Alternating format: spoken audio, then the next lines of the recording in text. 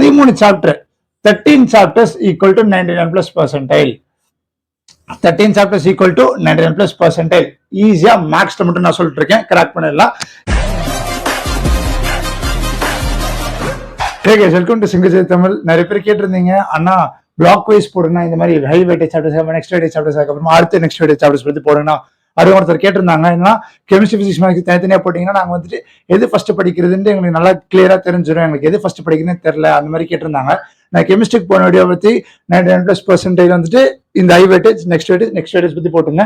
இப்போ வந்துட்டு maths, next வந்துட்டு பிசிக்ஸ். இப்போ மேக்ஸ் அப்படின்னு பார்க்கும்போது நான் உங்களுக்கு வந்துட்டு 2 கொண்டு வந்திருக்கேன். ஸோ 2 பார்ட்டா பிரிச்சிருக்கேன். ஒரு மோஸ்ட் ஹை வெயிட்டேஜ், நெக்ஸ்ட் அடுத்த வெயிட்டேஜ். இது வந்துட்டு நீங்க இப்ப இது எடுத்தீங்கன்னா இதுல இருந்து 2 எடுத்துக்கலாம், இது எடுத்தீங்கன்னா இதுல இருந்து 2 எடுத்துக்கலாம்.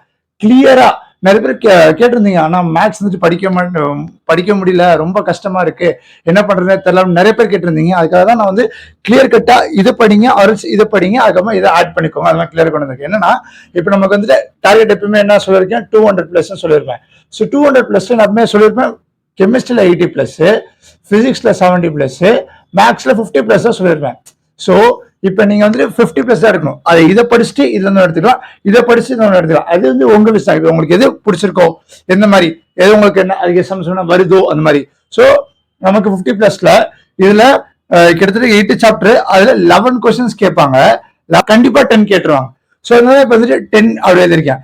ஸோ இப்ப 8 சாப்டர்ல நீங்க 10 படிச்சுட்டு 10 × 4, அதுக்கப்புறமா இது ஒரு 3ல 2 எடுத்துக்கலாம். ஸோ கிட்டத்தட்ட 12. ஸோ உங்களுக்கு 3 எடுத்தா கூட 13 வருது. 13னா 52.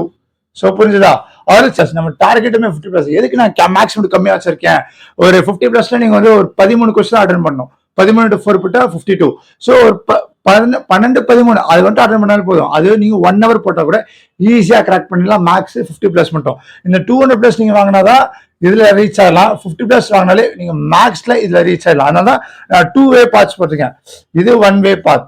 அதுக்கப்புறமா இதை படிச்சுட்டு இங்க வரலாம். அதுக்கப்புறம் 2 வே பாத். செகண்ட் பாத் வந்துட்டு இதை படிச்சுட்டு அதுக்கப்புறமா இதை கொண்டு வரலாம். ஆனா எப்பவுமே நான் சொல்றது இதை படிச்சுட்டு இதுக்கு போறது ரொம்ப ஈஸி. ஏன்னா இப்ப வந்துட்டு பாத்தீங்கன்னா ஃபுல்லா 3D வெக்டர்ஸ், இது ஃபுல்லா லைன்ஸ் தான், லைன்ஸ் ரிலேட்டட் தான். வெக்டர்ஸ் லைன்ஸ் ரிலேட்டட் தான். 3 கொஸ்டின் கேட்கறாங்க. நீங்க கொஞ்சம் அந்த சாப்டர் புரிஞ்சுங்க. இப்ப சும்மா கேட்பாங்க, இது ஒரு லைன் போகுது, இது ஒரு லைன் போகுது, இன்டர்செக்டிங் பாயிண்ட், இது மாதிரி சிம்பிளா ஒரு தீரம் நீங்க புரிஞ்சு படிச்சிருந்தாலே ஈஸியா மார்க் வாங்கிடலாம். இது 2 படிச்சிருந்தா இது ரிலேட்டட். ஸோ லிமிட்ஸ் தெரிஞ்சு கர்னல் டிஃபரன்ஷியபிலிட்டி தெரிஞ்சுதா இது தெரிஞ்சிருக்கும். ஸோ இதை படிச்சுட்டு இதுக்கு வாங்க. லிமிட்ஸ் படிச்சு கர்னல் டிஃபரன்ஷியபிலிட்டி, இது 3 இன்டர்ரிலேட்டட், இது 3 இன்டர்ரிலேட்டட், இது 2 இன்டர்ரிலேட்டட். ஸோ இந்த 8 சாப்டர்ல இது 3 பிரிங்களேன்.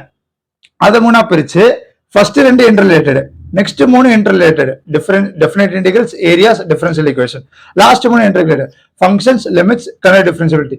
இதுல 10 வந்துருது. 10ல அதுக்கப்புறமா இது ஒரு PNC probability limited, binary full of problems தான். இது 3 ரிலேட்டட் தான்.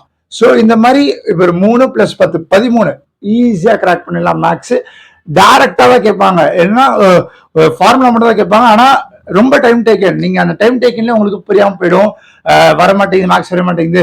நிறைய பேர் கேட்டிருந்தீங்க, ஆனா ஒரு 1 ஹவருக்கு 4-5 சம் தான் போட முடியுது கேட்டேன். பரவாயில்ல, போட்டா 4-5 சம் தான் வரும்.